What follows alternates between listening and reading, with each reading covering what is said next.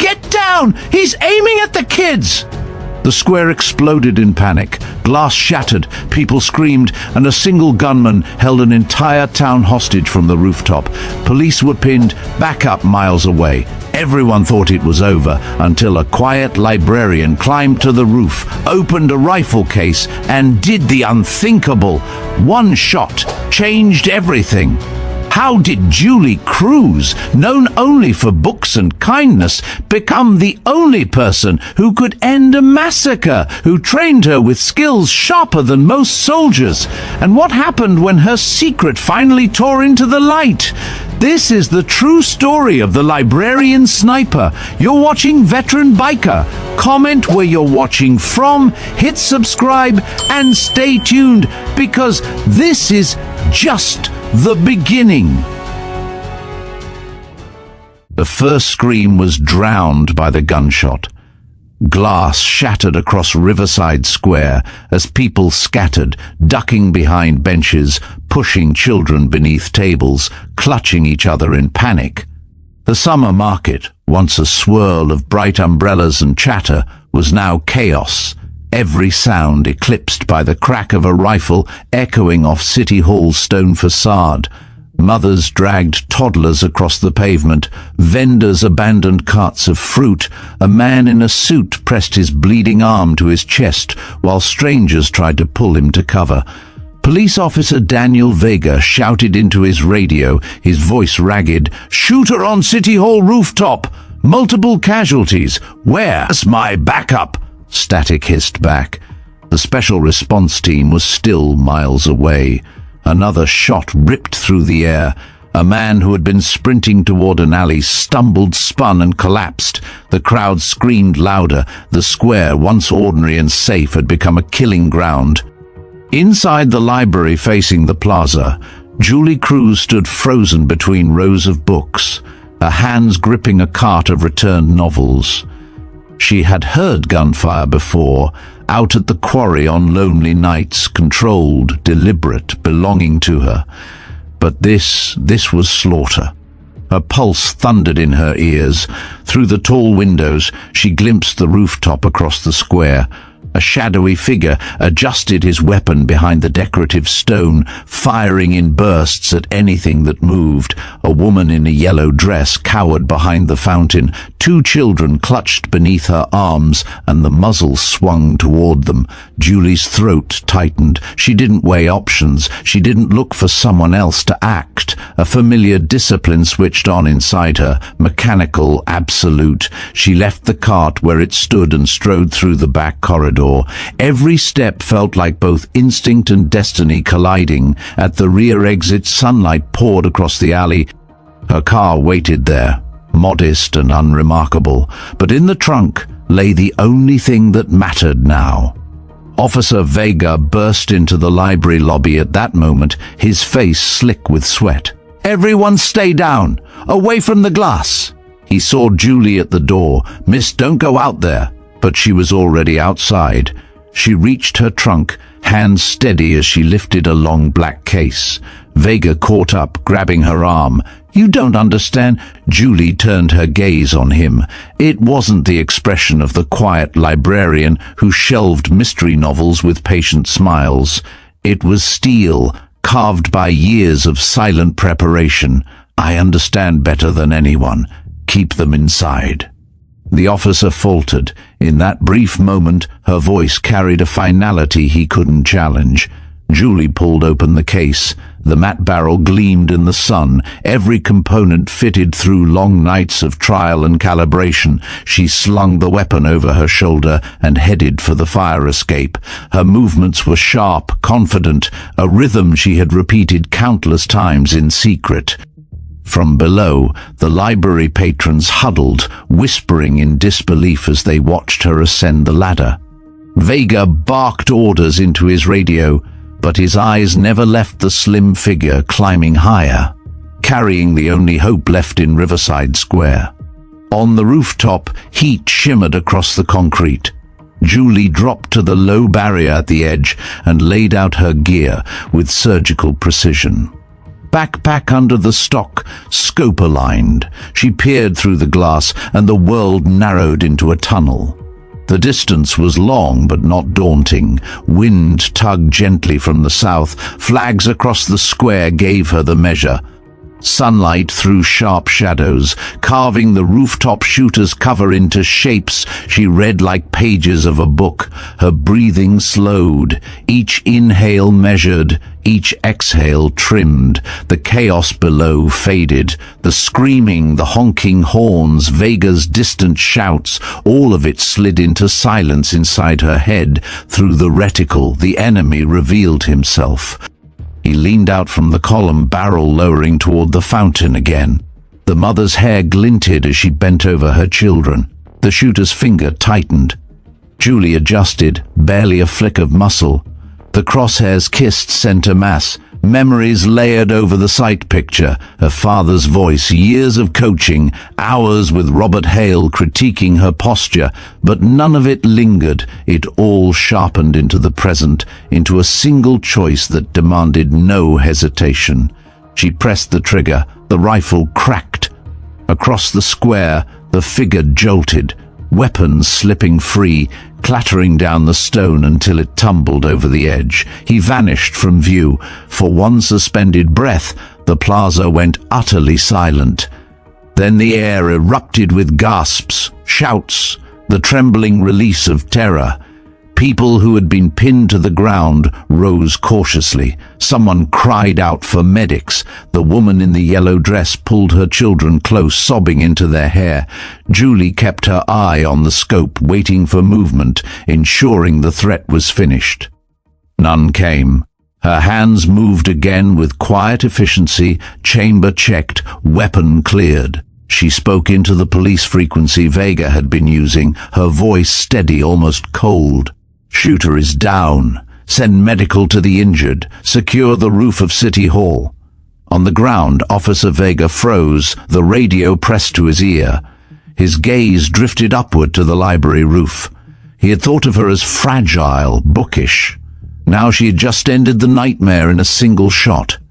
He muttered into his mic, "Target neutralized." By who? But even as he asked, he already knew. Julie disassembled her rifle, sliding each part back into the case as calmly as if she were shelving volumes back in their place. She rose from the rooftop edge, sun striking her face, her silhouette framed against the sky like the answer to a question no one in Riverside had ever thought to ask. Down below, the square transformed again. Sirens wailed from approaching ambulances. Bystanders rushed to help the wounded now that the danger was gone. Murmurs spread fast, disbelief mixing with awe. Someone pointed at the roof. Someone else whispered, "It was her." Julie closed the case and slung it over her shoulder. For the first time since the shooting began, her chest ached with the weight of what had just happened. She had revealed herself. The mask of anonymity, carefully kept for years, was shattered. But as she descended the ladder, hearing the wails of relief from families reunited, she knew she had chosen the only path she could. She stepped back into the alley where Vega waited, staring as though he was seeing a ghost. He tried to form words, but none came. Julie's voice cut through. "Get the paramedics in now. That's what matters." And then she walked past him toward the flood of sirens, the crowd, and a future that would never again be quiet. Under the brutal glare of the midday sun, Riverside Square seemed to hold its breath after that final shot. Dust and paper scraps swirled in the heat, as though even the air itself was afraid to move. People crouched behind overturned stalls, wide-eyed, listening, waiting for the next crack of the rifle. None came. For a heartbeat, silence reigned, but no one dared believe it was over.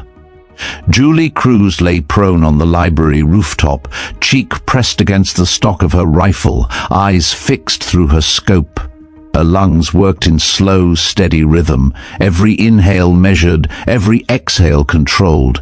The weight of the trigger still lingered on her finger, the vibration of recoil humming faintly through her arms. She refused to blink until she was certain. The rooftop opposite remained motionless. The weapon that had fallen clanged against stone before disappearing from sight. No movement followed. Only then did she let her muscles ease. Her shoulders dropped a fraction, but she didn't stand. The shot was done, but the moment was not. Her training told her to hold position until the scene was secure. Her instinct screamed that chaos was about to spill in a different form. Panic, disbelief, questions. Below, paramedics who had been pinned on side streets rushed into the open. Their red uniforms slashed through the colorless haze as they sprinted toward fallen bodies.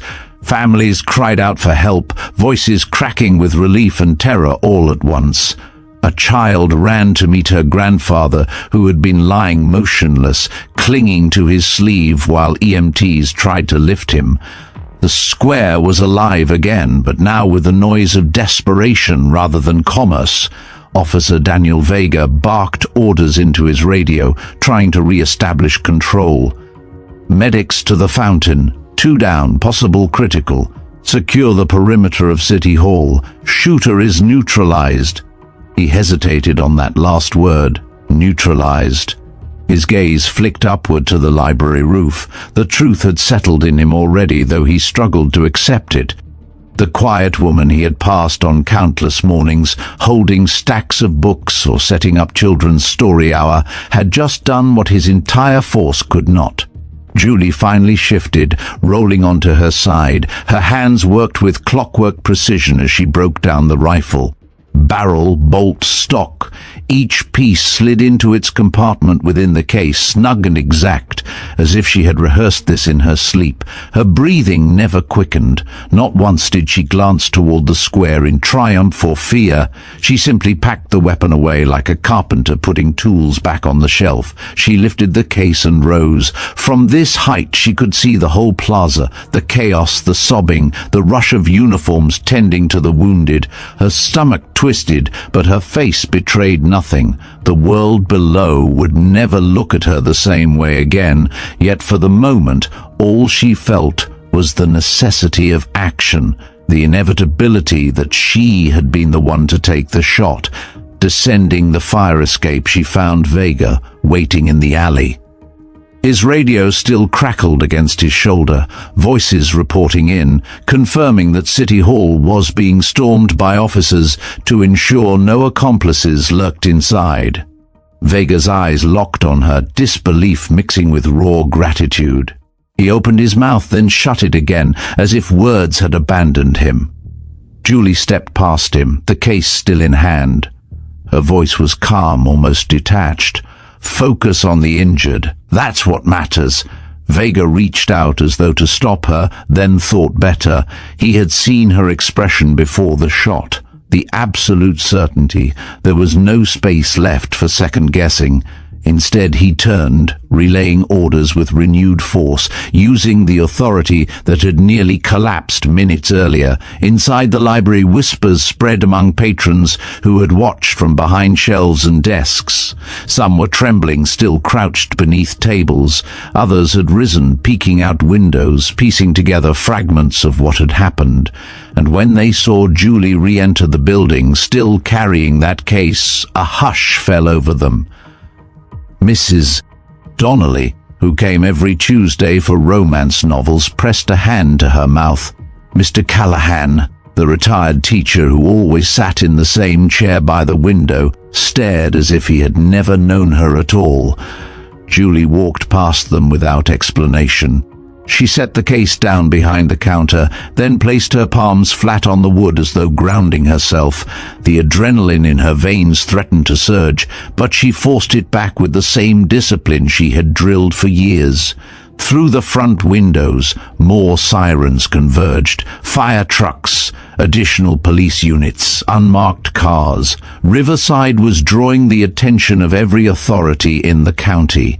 Julie knew what would come next. Questions, investigations, headlines. Her heart tugged at the thought of her mother, Lucia, sitting at home unaware. How long before the news broke across every channel? How long before the quiet life they had protected unraveled completely? She pushed the thought aside as voices rose at the entrance. A squad of officers swept in, weapons raised until Vega shouted them down. "It's handled! Shoot us down!" They looked around in confusion, searching for the savior he spoke of, and their eyes fell on Julie. She stood motionless behind the counter, watching them with unflinching calm. The senior officer, a broad man with a lined face, studied her for a long moment. "Was it you?" Julie didn't answer. She didn't need to. The silence was confirmation enough. By late afternoon, the library was cordoned off. News vans crowded the street, lenses pointed at the stone steps. Crowds of townspeople pressed against barricades, voices buzzing with theories and shock. Some swore it had been a miracle, others insisted it was impossible, but all of them, when they spoke the name, said it in disbelief: Julie Cruz, the librarian. Inside, she was guided to a quiet corner room where officials assembled. Vega remained close, partly guardian, partly witness. She sat with her hands folded, the case resting at her feet. Her eyes traced the grain of the table, not out of shame but to steady her thoughts. Every so often, shouts from the square reached her. Families reunited, names of the wounded called out, gratitude spilling into the air. She closed her eyes once, letting the sound wash over her. Relief, yes, but threaded through it all was the knowledge that nothing would be the same again. Detective Ramos arrived not long after, crisp suit rumpled from the rush. She leaned forward, elbows on the table, eyes sharp. "We'll get to the details soon, but first, I want to hear it from you. Why did you climb that roof? Why were you carrying that weapon?" Julie met her gaze steadily. Because no one else could stop him in time. Ramos tapped her pen on the pad. "And how exactly did you manage a shot most trained snipers would hesitate to attempt?" Julie's lips pressed together. She did not elaborate. Not yet. The truth would unravel soon enough, but for this moment she allowed silence to stand in her defense. Evening shadows lengthened across Riverside before she was permitted to leave the room. Outside, the plaza looked like a different place. Bloodstains had been scrubbed, though dark patches still marked the pavement. Candles had been placed by families at the fountain. Children clung to their parents as news crews broadcast live, and as Julie stepped onto the library steps, a hush fell over the gathered crowd. Dozens of eyes fixed on her, the ordinary figure carrying extraordinary weight. Murmurs rippled. "That's her! She saved us! The librarian!" Julie's chest tightened. She had not sought this, had never wanted recognition, but here it was, unavoidable. People looked at her as if she were both mystery and miracle, protector and stranger. A woman broke from the crowd, stumbling forward with tears streaking her cheeks. Julie recognized her instantly, the one from the fountain, the mother in the yellow dress. Her children clutched at her sides as she fell to her knees before Julie. "You saved us," the woman whispered, voice breaking. "You saved my babies." Julie bent, lifting her gently to her feet. Her words were simple, almost inaudible beneath the weight of the moment. "I only did what was necessary." The crowd erupted, some applauding, some weeping, some simply staring. The wave of emotion pressed against Julie like heat from a fire. She endured it, standing quietly, not shrinking but not basking either. Behind her, the library doors creaked closed. Ahead, the town of Riverside stood forever changed. Julie knew she had crossed a threshold from which she could not return. The life of silence and anonymity had ended the moment her finger touched the trigger. But as she looked over the square, at the families reunited, at the wounded carried safely into ambulances, she felt no regret. Only the certainty that this was the beginning of something larger, heavier, unavoidable. The day's sun slid lower, shadows stretching long across the cobblestones. The people of Riverside would never forget what had happened here. And Julie Cruz, the woman they once overlooked, was now the name on every tongue. The shot had ended one nightmare, but it had also opened a door she could never close again. The square pulsed with noise. Sirens blaring, people shouting, the thrum of panic still heavy in the air. Julie Cruz remained on the roof, her rifle case clasped against her chest, watching the aftermath unfold as though she were trapped outside her own body. Down below, paramedics rushed with stretchers toward the wounded. They bent over bodies still sprawled across the stones, hands pressing gauze into crimson blooms, voices low and urgent as they called out vital signs. Children who had been frozen in shock now wailed, cries that seemed to cut through the chaos more sharply than any bullet had. And everywhere, people turned toward the library. They pointed upward, whispering her name, though half the faces didn't quite believe the truth, even as they spoke it. The librarian had ended it. The quiet woman who had shelved books that morning now carried a weapon that had saved them. Julie crouched low again, instinct still guiding her. A sniper never assumed the danger was gone until every corner had been checked, every shadow cleared. Through her scope, she scanned the rooftop across the plaza. Nothing, no second shooter, no backup waiting to spring, just heat rippling off the stone. She swept her aim across neighboring buildings. Empty windows gaped back. Only then did she allow herself to dismantle the weapon. She moved methodically, clicking each component free, sliding steel into velvet-lined compartments. Every motion was efficient, precise, a ritual that calmed the current coursing through her blood. When she shut the case with a soft snap, the reality of what had just happened pressed down on her shoulders like a weight she could not shrug away. The fire escape groaned under her boots as she descended.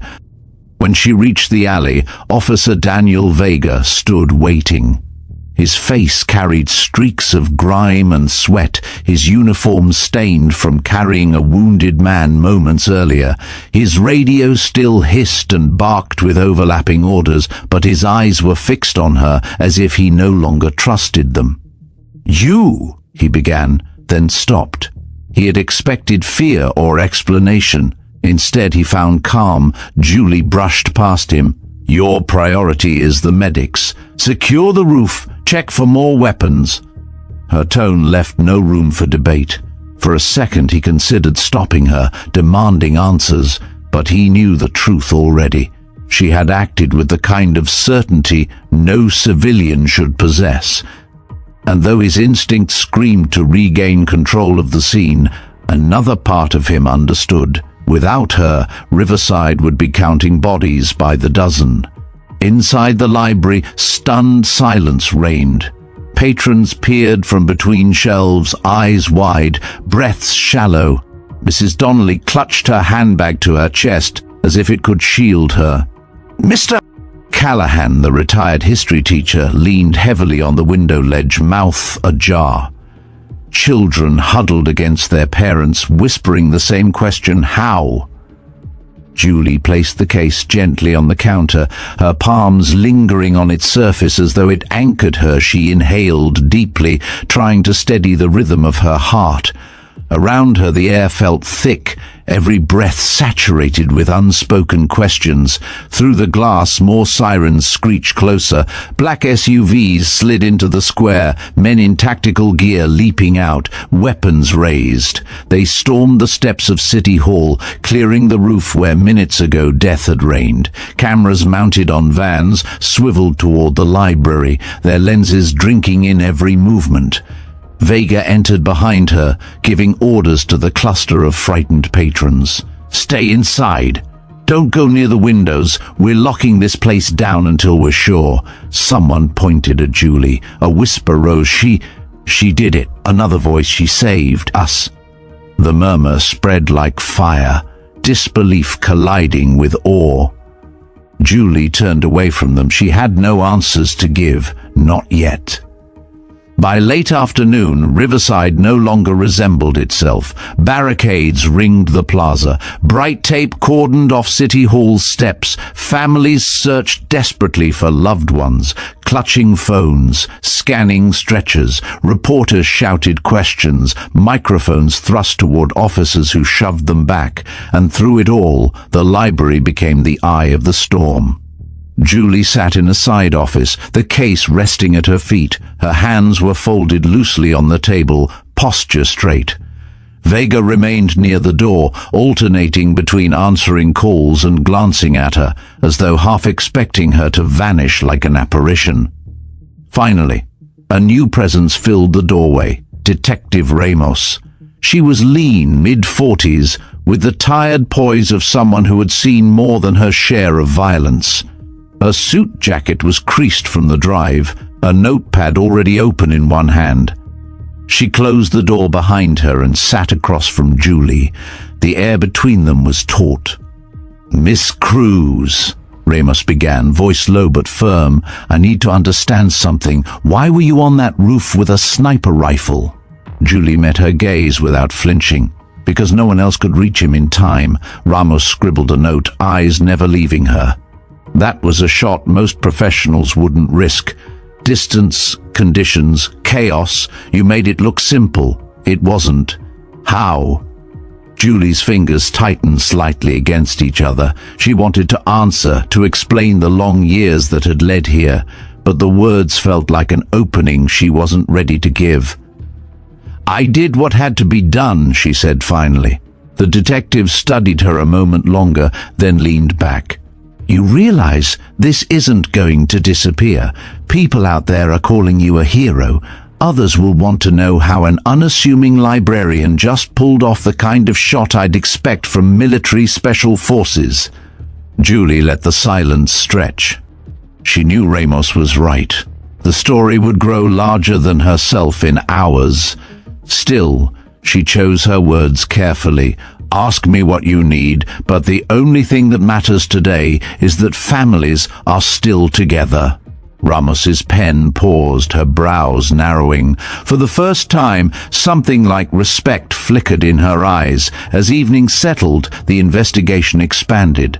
Federal agents arrived, voices clipped as they gathered evidence. The Rooftop shooter's identity was confirmed, a troubled man with grievances against city officials, armed to kill indiscriminately. Reporters broadcast live updates, speculating endlessly about the mysterious savior, and when Julie was finally escorted from the library, crowds had gathered behind barricades. They surged forward when they saw her, phones raised, voices rising in a mix of gratitude and disbelief. She paused at the top of the steps. The fountain shimmered with candlelight now, hastily lit by those mourning the wounded. Families clung to one another, tears glinting in the dim glow. And then, through the sea of faces, one woman broke free. The mother in the yellow dress.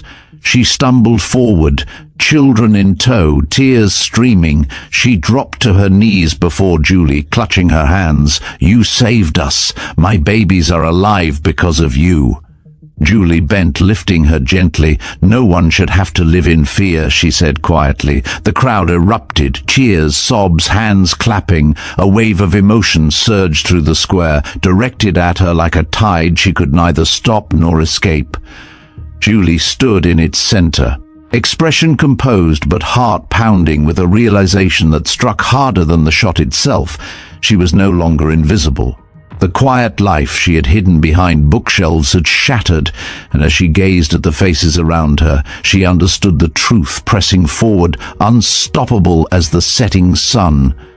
This was only the beginning.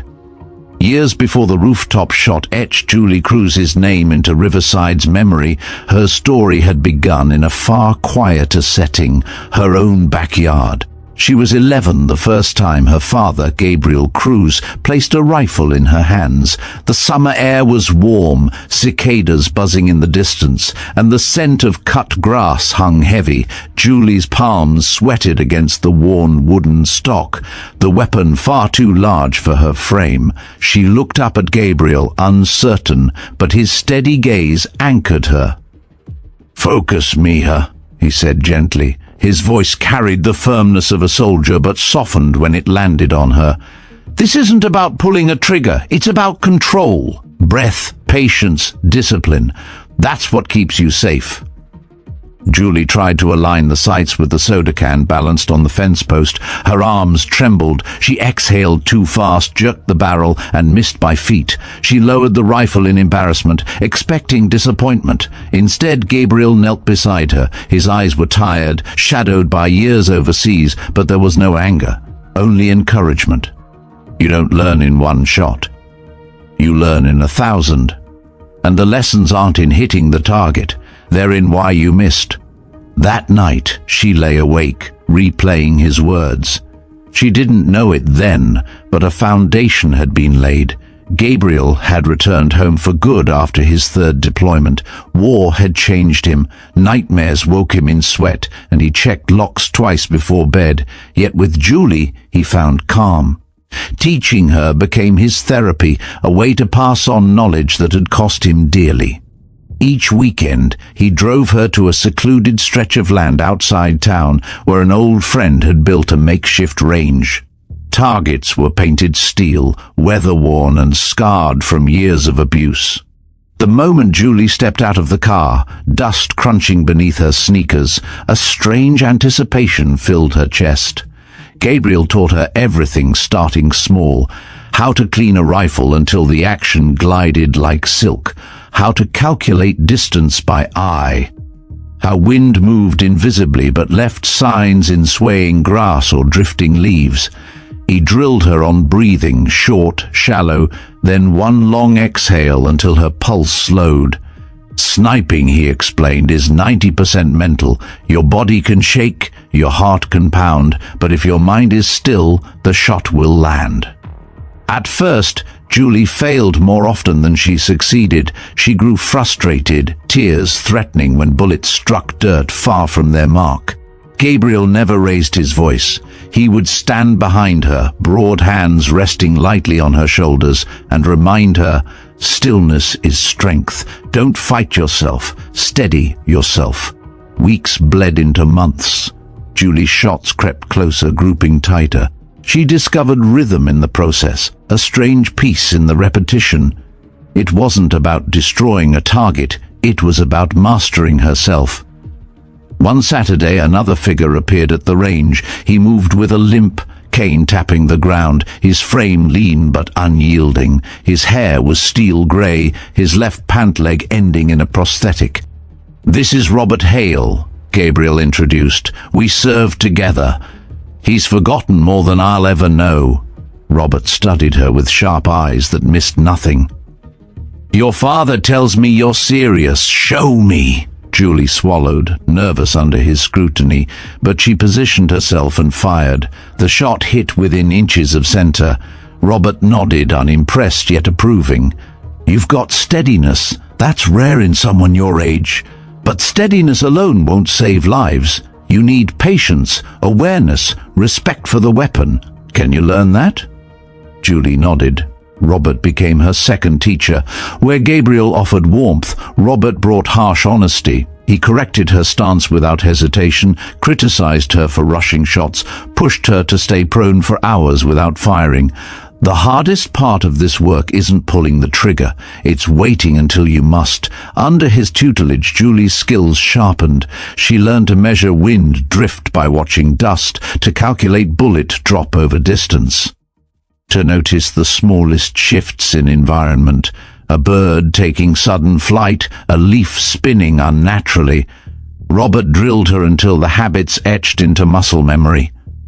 "Your father was the best in our unit," Robert told her one evening, his voice gruff but tinged with respect, not because he never missed, because he never lost composure. That's what you need to remember. Calm is deadlier than speed, but life outside the range was less forgiving.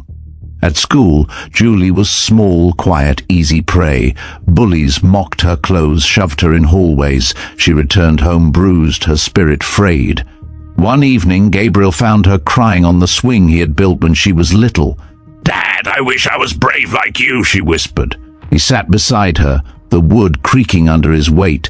"Bravery isn't about not being scared," he told her, gazing at the sunset.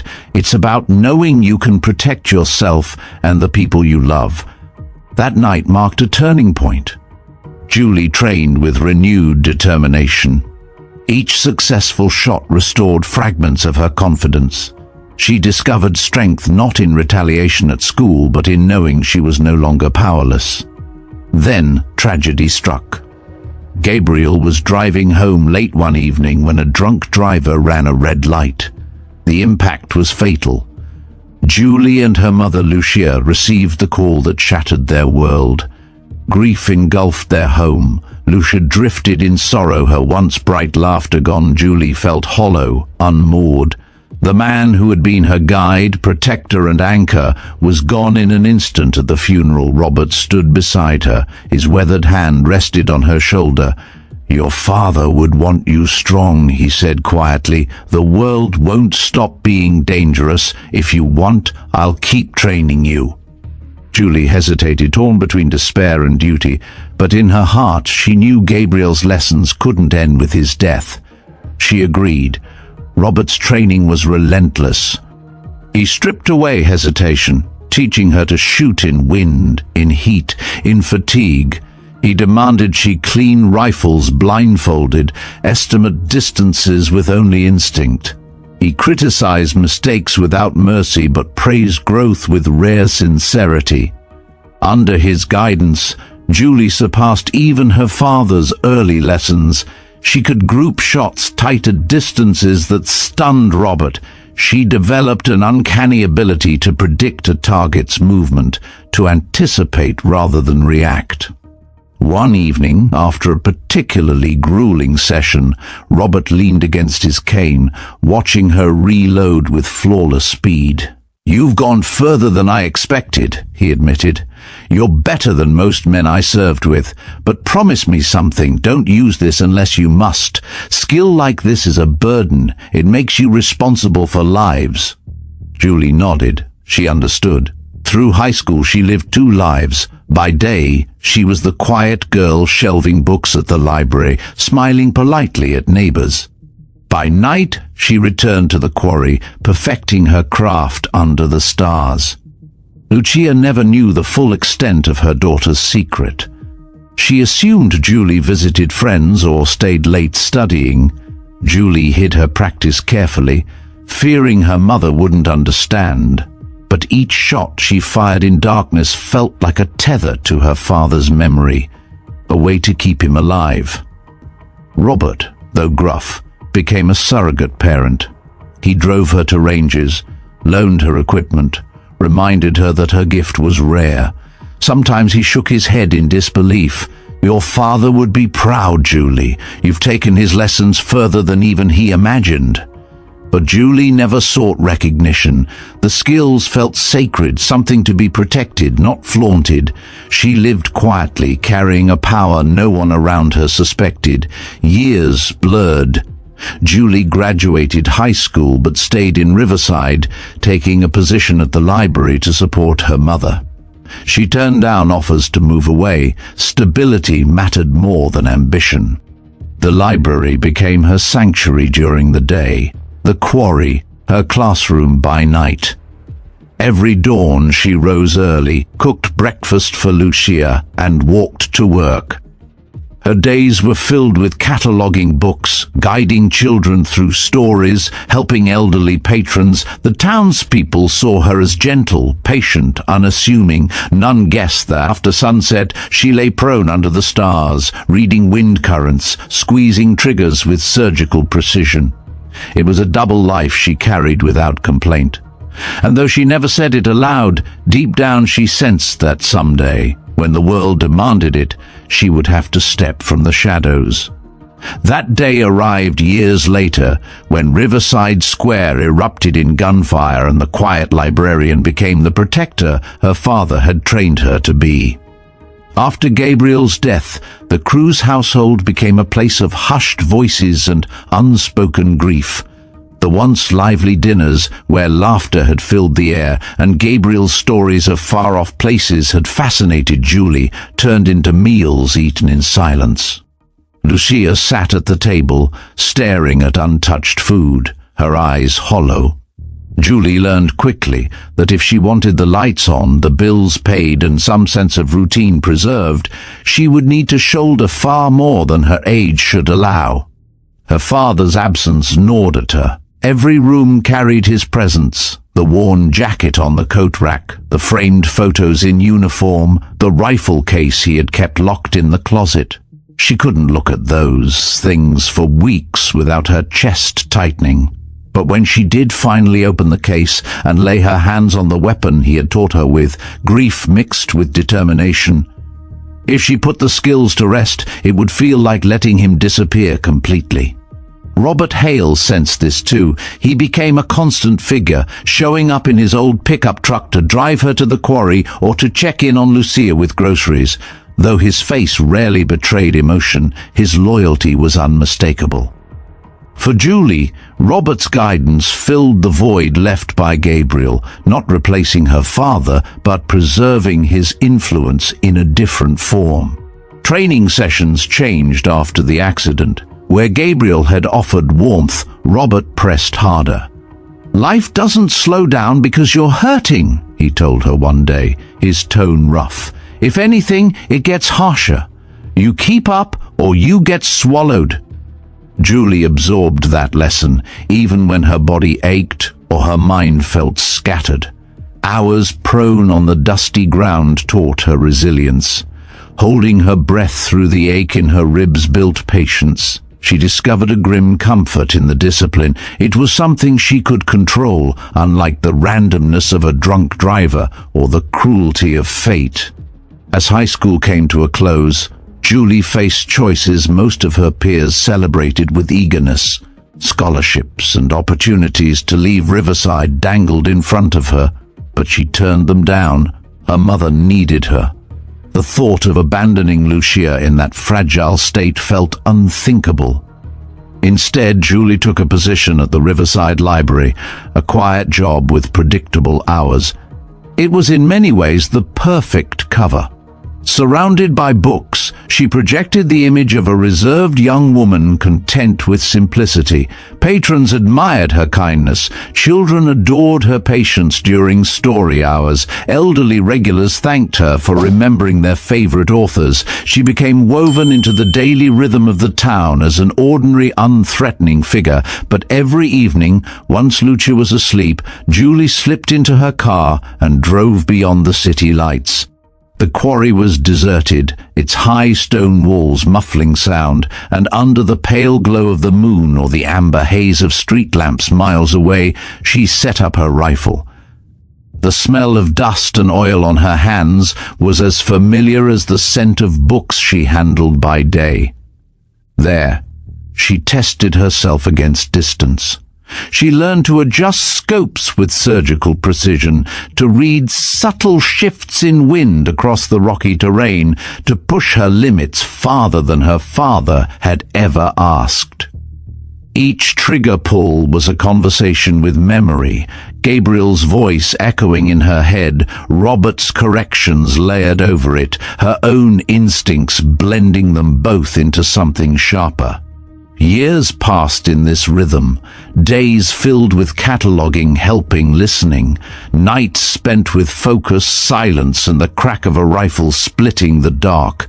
Julie's double life hardened into habit so naturally that she sometimes forgot how extraordinary it was. Lucia eventually found some balance again. She took on part-time work at a dress shop, smiling more often, though grief never fully loosened its hold. She remained unaware of the extent of Julie's nocturnal discipline. Whenever questions arose about late hours, Julie brushed them aside with excuses about studying, late shifts, or visits with friends. Protecting her mother from the truth felt necessary. The knowledge of what Julie had become would only deepen Lucia's worries. Robert, however, knew everything. He remained her harshest critic and her rarest source of praise.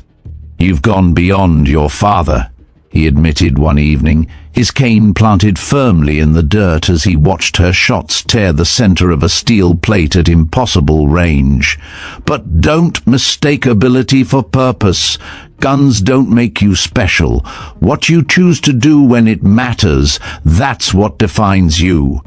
Julie carried that warning with her. She wasn't training for medals or recognition. She wasn't even certain she was training for herself. It was simply something she had to do, an obligation bound tightly to the memory of Gabriel. By her early 20s, her reputation in Riverside was set. She was the gentle librarian, soft-spoken, always willing to help. She politely declined invitations from men who asked her out, uninterested in explaining the life she led outside daylight hours.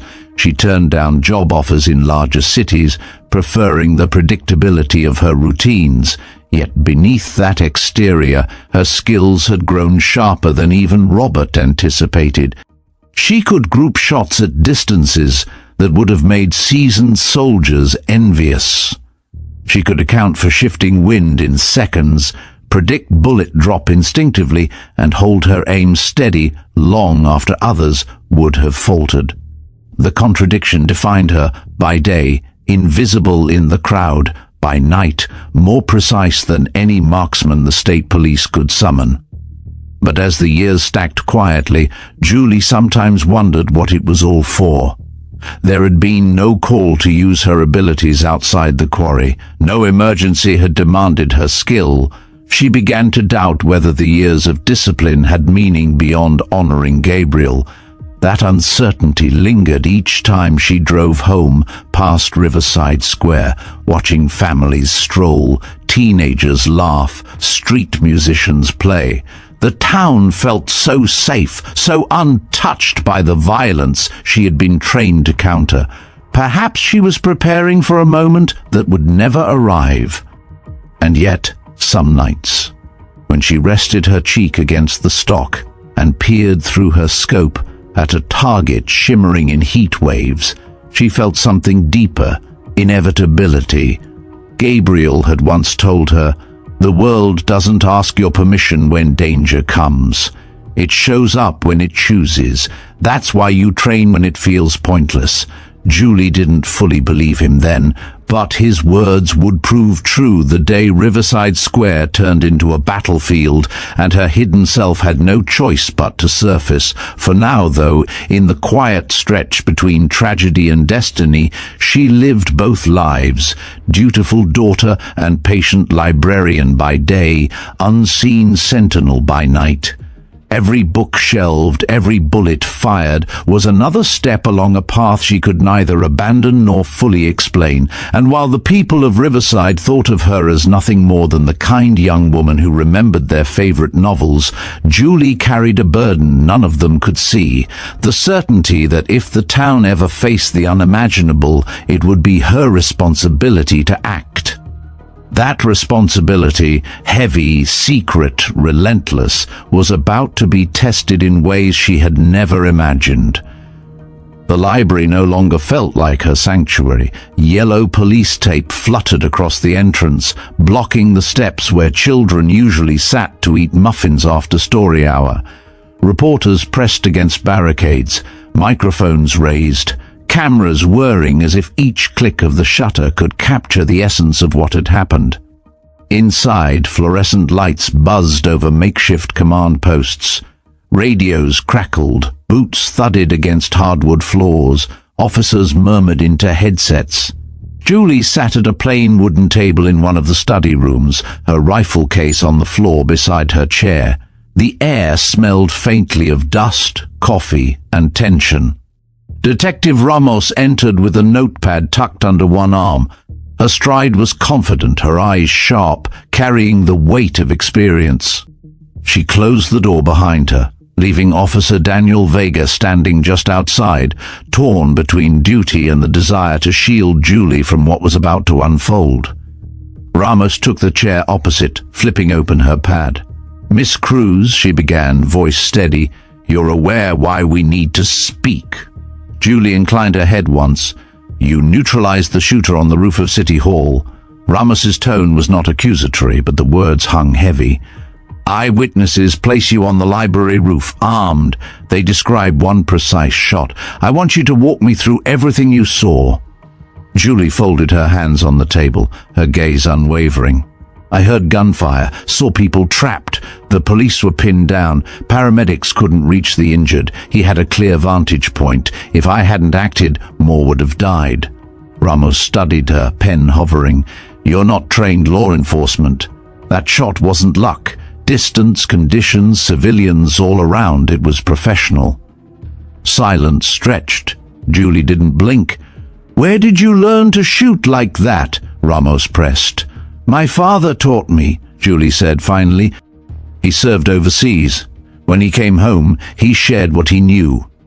Ramos tapped her pen against the pad. Even so, what I saw today isn't something a hobbyist picks up. You had composure under fire, calculation. That comes from years of repetition. Are you telling me you've kept this hidden all along? Julie hesitated, weighing how much to reveal. The truth pressed at her chest like a loaded round waiting in the chamber. I practice, she said simply. The detective leaned back, measuring her. We'll need to speak again. There'll be official statements, maybe federal involvement, but I'll tell you this. She paused, lowering her voice. What you did saved lives. Don't let anyone tell you different. Hours passed in a blur of interviews and forms. Federal agents arrived in dark suits, their voices clipped, their questions probing. They asked about the rifle's make, the range, the timing of her shot. Julie answered with precision, never embellishing, never minimizing. She spoke only what was necessary. Agent Elaine Joe of the FBI was the most persistent. She studied Julie as though she were dissecting a puzzle. Miss Cruz, your response time from identifying the shooter to neutralizing him was under 2 minutes. That level of decisiveness is rare. Are you aware you may have prevented dozens of casualties? Julie's reply was quiet but firm. If people are alive, that's all that matters. Joe nodded, scribbling notes. We'll need to verify your training background. Expect follow-up. When the agents left, Vega stepped inside, his expression conflicted. He had always known Julie as the quiet presence who helped children with their science projects. Now he struggled to reconcile that image with the precision shooter he had witnessed. I should have stopped you, he admitted. When you walked out that back door, I thought you were out of your mind. But you saw what I couldn't. You acted.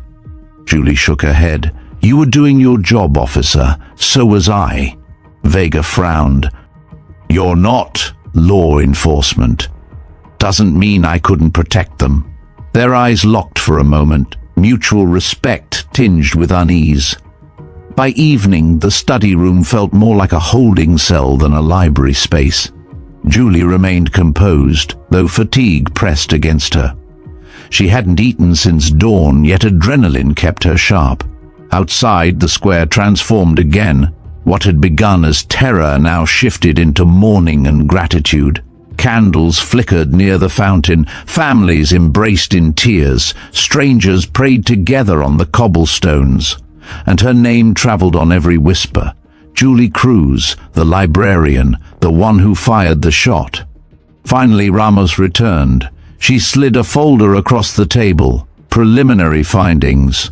The shooter was David Brennan, former construction worker, recently fired. He had a legal rifle, a grudge against the mayor, and no concern for collateral damage. He fired more than a dozen rounds before you stopped him. Julie's jaw tightened.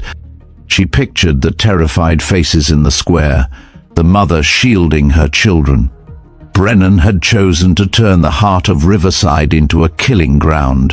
One man's rage could have destroyed an entire town. Ramos leaned forward, her tone shifting from investigator to something closer to admiration. You should know, without your shot, we'd be counting funerals tomorrow. Julie said nothing, but the words dug deep. When she was finally released to step outside, the crowd waiting beyond the barricades erupted. Reporters shouted, flashes burst, townspeople surged forward. Some clapped, others simply stared in reverence. At the center, a frail man on a walker shuffled forward. His voice cracked as he spoke. "Young lady, I'm alive because of you. Don't ever forget that." Julie's throat tightened, though her face remained steady. She inclined her head in acknowledgement, then moved past him toward the car that would take her home. Back at the Cruz house, the porch light glowed dimly. Lucia stood waiting, her expression etched with confusion and fear. The television inside had already replayed the footage. News anchors spoke her daughter's name as though she were a headline rather than flesh and blood. Julie set the case down gently and met her mother's eyes. "Mama," she began, voice low, "I need to explain." Lucia raised a trembling hand to her lips. "They're saying you killed someone." Julie swallowed hard. "I stopped a man who was going to kill dozens more. I used what Dad taught me."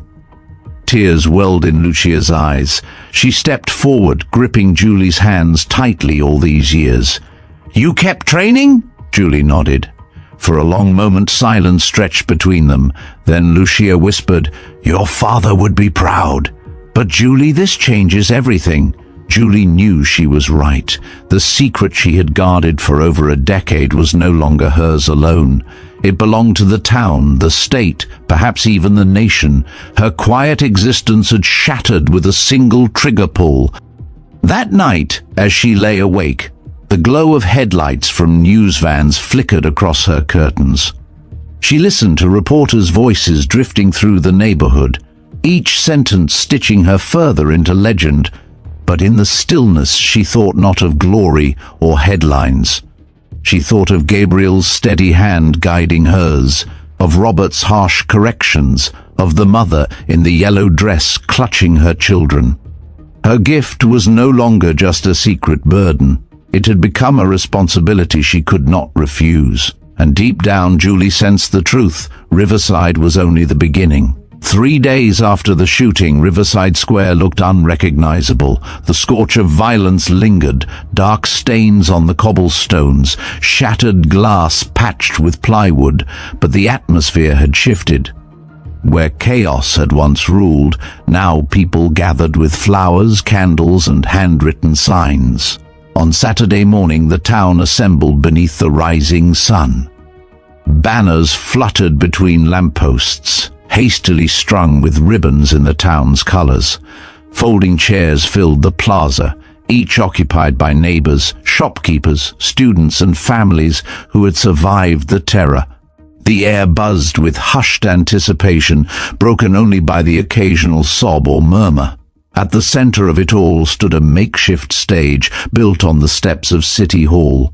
Microphones glinted, a podium carried the town seal, and in the crowd all eyes waited for one figure, the librarian who had fired a single shot that saved them. Julie Cruz stood behind the stage with Detective Ramos and Officer Vega. She wore plain clothes, a simple blouse and slacks, her hair tied back. Nothing about her appearance suggested the skill that had stunned the world. She shifted uneasily, the weight of so many gazes pressing against her even before she stepped into view. "You don't have to say much," Ramos murmured, adjusting her jacket. "People just want to see you, to thank you. Keep it brief." Julie nodded, though her stomach tightened.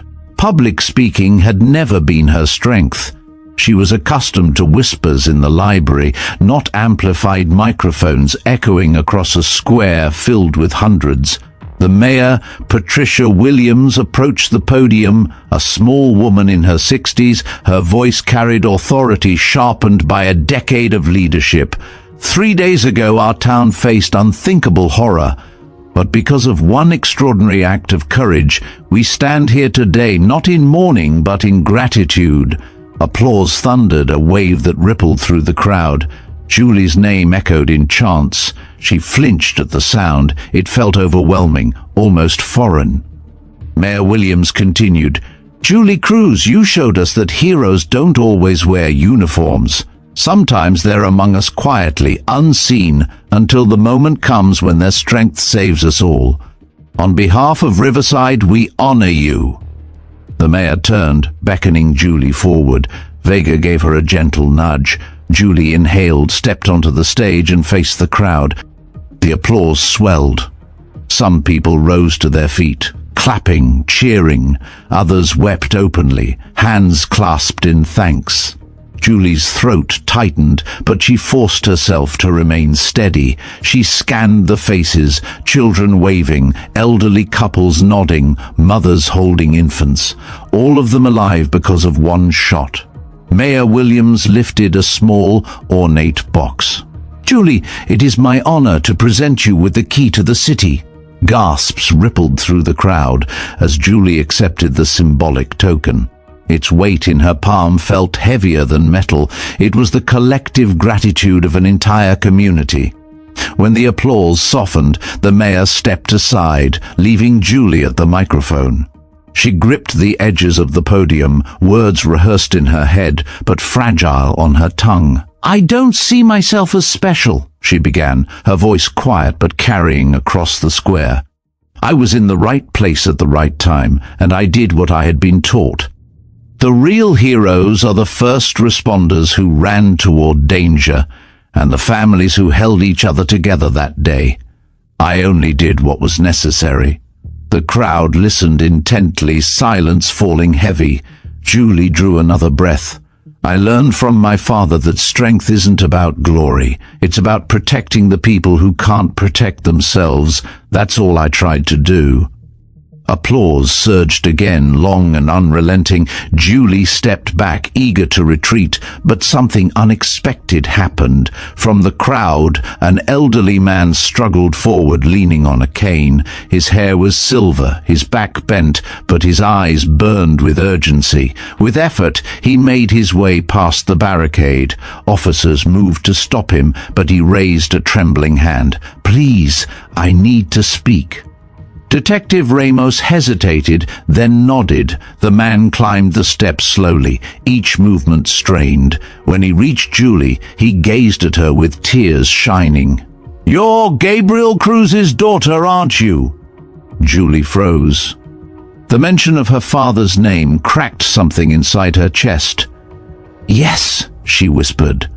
The old man's voice broke as he spoke into the microphone. "Years ago in Afghanistan, I was a young soldier pinned under fire. Your father pulled me out when no one else could. He saved my life, and now his daughter has saved this town." The crowd erupted with gasps and applause, louder than before. Some clapped, others wiped tears. Julie's own vision blurred. The man clasped her hands. "Courage runs in your blood. Don't ever doubt that." Julie couldn't speak. She only nodded, her throat thick, her heart pounding. The moment spread through the square like wildfire. It wasn't just Julie who had saved Riverside. It was the legacy of Gabriel Cruz, carried through his daughter. People chanted both names, father and daughter entwined in a story larger than either had imagined. After the ceremony ended, people swarmed to thank her. The woman in the yellow dress hugged her tightly again, children clinging to Julie's legs.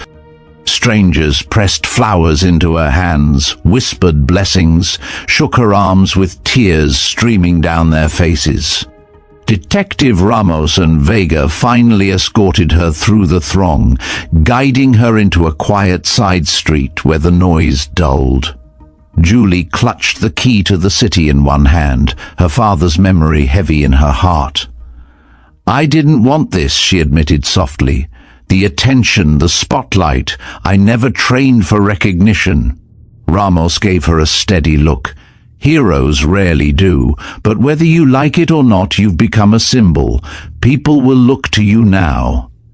Julie exhaled slowly. She had always imagined her training as a secret, a personal responsibility. Now it was a story on the lips of an entire town, maybe soon the entire country. As she walked home that evening, Riverside Square glowed with candles. Families lingered, children laughing again, couples embracing. The square was healing scar by scar. And yet, deep inside, Julie sensed the truth. The ceremony was not an ending, but a beginning. The weight of expectation had settled on her shoulders, heavier than any rifle she had ever carried.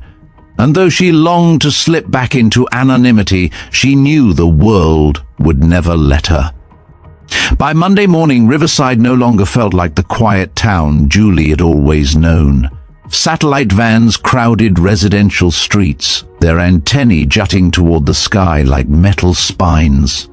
Reporters paced sidewalks with phones pressed to ears, rehearsing lines about the librarian's sniper. Neighbors who once waved casually now lingered outside, whispering as Julie passed. Some offered shy smiles of gratitude, others simply stared, as if trying to reconcile the woman they'd seen shelving books with the one who had brought down a gunman. Julie kept her head down as she walked to the library, clutching a thermos of coffee. Her shift technically didn't start until 9, but she wanted to arrive early, to ground herself among shelves and silence. Yet even the library, her refuge, had changed. 2 reporters waited on the steps, thrusting microphones toward her. "Julie, can you comment on Saturday's ceremony?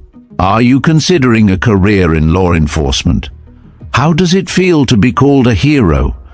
She brushed past without a word, unlocking the door with steady hands. Inside, the smell of paper and polish wrapped around her, familiar and safe, but she knew it wouldn't last. By noon, the quiet was gone. Curious townspeople wandered in, pretending to browse while sneaking glances. Mothers nudged children forward to ask for autographs. Teenagers hovered near the reference desk, phones ready to snap pictures. Julie forced polite smiles, but each interaction drained her. This wasn't the life she had built, the balance she had fought to protect. She wanted to catalogue novels, not relive the shot again and again through strangers' questions. In the staff room, she pressed her forehead against the cool edge of a locker. "Mrs. Patterson," the head librarian stepped in carrying a folder of returns. "Julie," she said gently, "I know this is overwhelming, but remember, people aren't just curious, they're grateful. You gave them back their families." Julie nodded but stayed silent. Gratitude was harder to shoulder than grief. That evening, Robert Hale arrived at her house. He settled heavily into Lucia's armchair, his cane leaning against the wall. He looked older than usual, wearier, but his eyes still burned sharp. "You've stirred a hornet's nest," he said without preamble. Julie sat opposite, arms folded. "I didn't ask for any of this." "No," Robert agreed, but once the bullet left the barrel, there was no putting it back. "The world knows what you can do, and the world is greedy. It won't leave you alone now." Julie stared at him.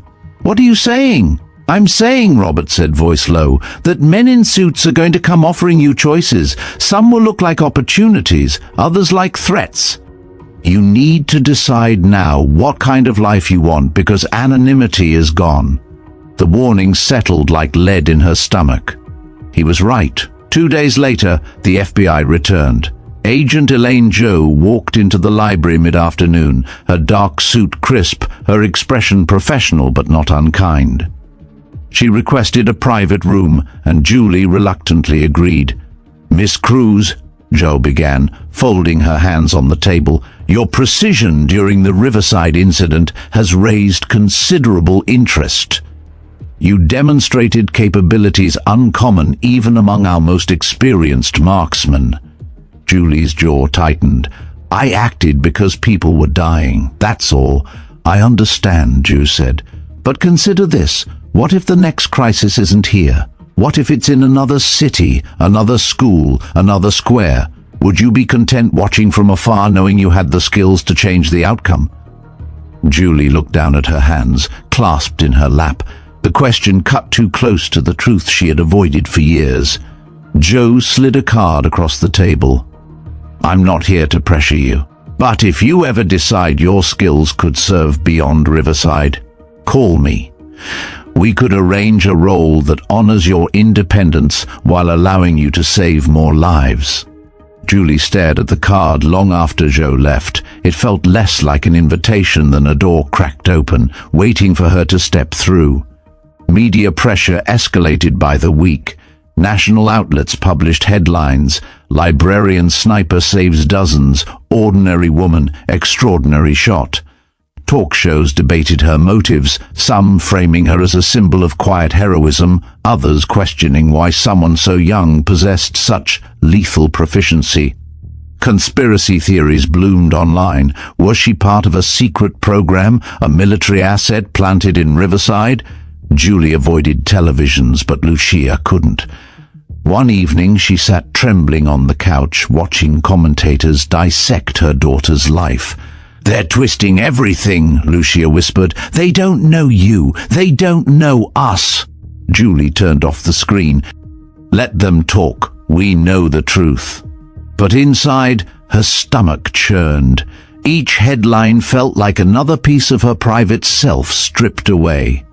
Despite the noise, Julie tried to maintain routine. She kept working at the library, kept cooking breakfast for her mother, kept visiting the quarry at night, yet even practice felt different now. Each time she adjusted the scope, she remembered the weight of Brennan falling. Each time she steadied her breath, she thought of the crowd chanting her name. Robert continued to meet her there, watching with his sharp, unrelenting gaze. "Your shot was flawless," he admitted one evening, "but perfection once doesn't mean perfection forever. Keep sharp. Fame dulls faster than rust." Julie smirked faintly. "Since when do you care about fame?" "Since it became your enemy," he said. "Don't forget, you're not invincible. Pride kills more soldiers than bullets." His bluntness stung, but Julie valued it. He was the only one who treated her as she always had been, a student, not a saint. Yet cracks in her composure deepened. One afternoon, as she shelved novels, a teenage girl approached timidly. "Miss Cruz?" she asked. "Can you teach me? My brother says you're the best shot in the state." Julie froze, the book trembling in her hand. She forced a kind smile, reading, "I can teach you. Shooting, that's not for everyone." The girl's disappointment lingered in her eyes. As she walked away, Julie's chest tightened. Was she denying others the strength her father had given her, or was she protecting them from a burden too heavy to share? The pressure reached a breaking point when national producers arrived, waving offers for book deals, documentaries, even a Hollywood script. Julie refused them all, but the refusals only fueled curiosity. At the diner, whispers followed her. At church, parishioners asked for blessings as though she were divine. At the grocery store, strangers thanked her so often that simple errands felt like parades.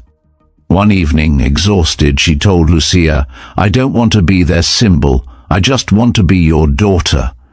Lucia held her hand. "Mija, you can be both. But you don't get to choose whether they see you as a symbol. What you do get to choose is how you live with it." That night Julie drove to the quarry alone. She lay prone, scope aligned, stars glittering overhead.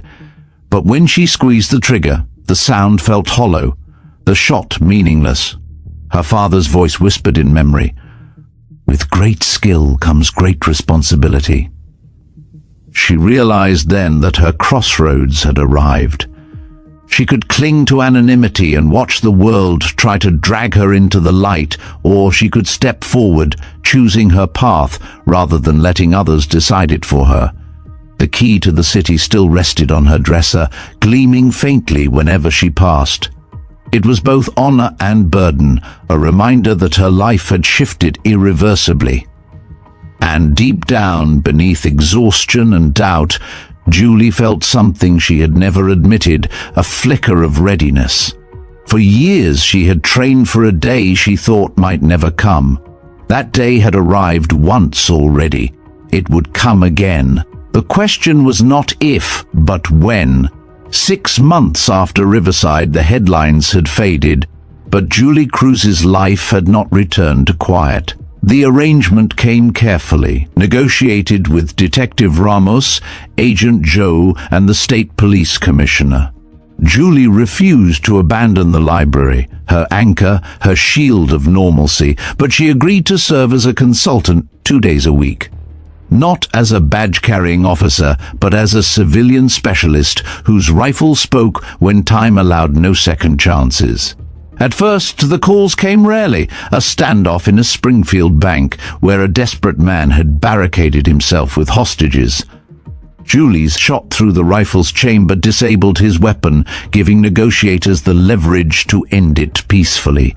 Another incident on a bridge, a veteran lost in torment, clutching a detonator. Julie severed the wires with a bullet from nearly 900 yards. Each case etched itself into her, a reminder that her skill was not a trophy but a responsibility sharpened by every pull of the trigger. The public hailed her again, this time across state lines. Editorials praised the Librarian sniper as proof that ordinary citizens could rise beyond fear, but Julie felt none of the glory. Each crisis left her restless, her mind replaying the fragile line between life preserved and life taken. Robert Hale remained her sounding board. "You've entered a fight you can't step out of now," he told her during one evening at the quarry. "The moment you agreed to help them, you accepted that you'll carry these choices forever." Julie stared through her scope, breath steady. "I didn't have a choice, Robert. Not after Riverside." "Exactly," he said. "Choice is gone. All you can control now is how you use the skill." Her greatest test came in Millbrook, a mid-sized city less than an hour by helicopter from Riverside. The call reached her at the library, interrupting a children's reading circle. Ramos's voice was clipped. "Armed suspect inside Millbrook Elementary. He's barricaded in the second floor, multiple classrooms nearby. No shots fired yet." Negotiators stalled. Julie's heart lurched. "To school. Children." She whispered to Mrs. Patterson to finish the reading circle, then left, her bag already packed with the rifle case she never traveled without. Within 40 minutes, the thrum of helicopter blades carried her over rooftops, the city sprawling below like a patchwork of red brick and asphalt. On the ground, chaos reigned. Police cordons surrounded the building, parents screamed behind barricades, and officers scrambled for vantage points. Julie landed with Ramos and was ushered into a hastily erected command post. "The suspect is a former student," Ramos briefed quickly. "Mental health history, unstable, he's armed with a shotgun and claims to have explosives. He hasn't fired, but he's agitated. We can't storm without risking the kids." Julie unlatched her case. "Windows, second floor, east wing," Ramos said, "but visibility is poor.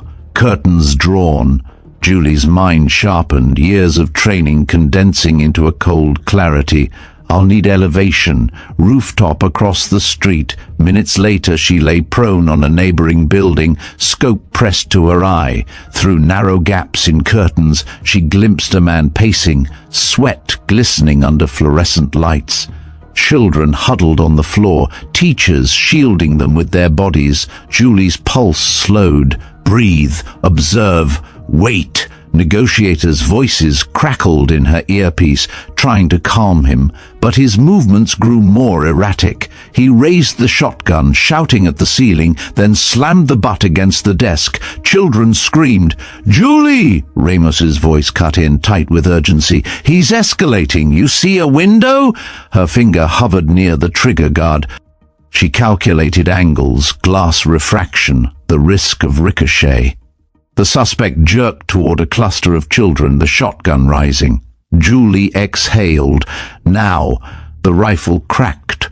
Through her scope, she saw the shotgun fly from his hands, struck clean through the mechanism. He fell backward, stunned, arms flailing. Officers stormed seconds later, pulling terrified children into the hallway. Cheers erupted in her earpiece.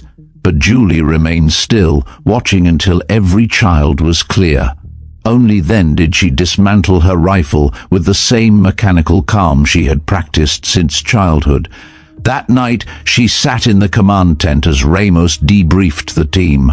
Reporters swarmed outside, already shaping the story into headlines. Julie tuned them out, her mind fixed on the moment when the shotgun had lifted toward the children. Jo appeared at her side, her expression unreadable. "You saved dozens again," she said. "Have you thought about making this permanent?" Tactical response, full-time. Julie shook her head. "The library is still where I belong." Zhao studied her, then nodded. "Maybe that balance is what makes you who you are. But know this, every time you step forward, you carry your father's shadow and your own name. That's not going away." Julie absorbed the words in silence. Weeks later, back in Riverside, life tried to settle into rhythm again. She shelved books, smiled at children, and walked her mother to Sunday Mass. But beneath it all, she felt the constant hum of vigilance, like a current she could never escape. One evening at the quarry, Robert approached her as she packed her gear. His cane tapped softly against stone. "You've become what your father prepared you to be," he said. "Not just a marksman, a guardian." Julie looked at him, exhaustion and determination mingling in her eyes. "It doesn't feel heroic, Robert. It feels heavy." He placed a hand on her shoulder. "That's because it is. Heroes aren't the ones who crave the burden. They're the ones who carry it anyway." The town of Riverside eventually erected a memorial in the square, not just for the victims, but for the resilience shown by everyone who had survived. Julie's name was etched there too, reluctantly accepted, though she never visited during ceremonies. She preferred to walk by at night when the candles had burned low, whispering her father's name instead of her own. Her story spread beyond state lines, inspiring letters from strangers, soldiers, students, mothers, each thanking her in their own way. Some asked how to find the strength she carried. Julie never replied, but she kept every letter in a box beneath her bed, reminders that courage could ripple outward even when uninvited. In time, Julie learned to live with both halves of herself, the librarian whose hands turned pages gently, and the sniper whose finger squeezed triggers with lethal precision. The contradiction no longer felt unbearable, it felt necessary. Because she understood now what Gabriel had tried to teach her years before on that backyard swing, bravery was not the absence of fear. It was the act of standing firm when fear clawed at every part of you. And if the world ever turned violent again, if another square, another school, another family needed a protector, Julie Cruz knew she would answer. Not for recognition, not for fame, but because one shot could change everything. And sometimes it had to. When Riverside needed her most, Julie Cruz answered with a single impossible shot, and a quiet librarian became the guardian of an entire town.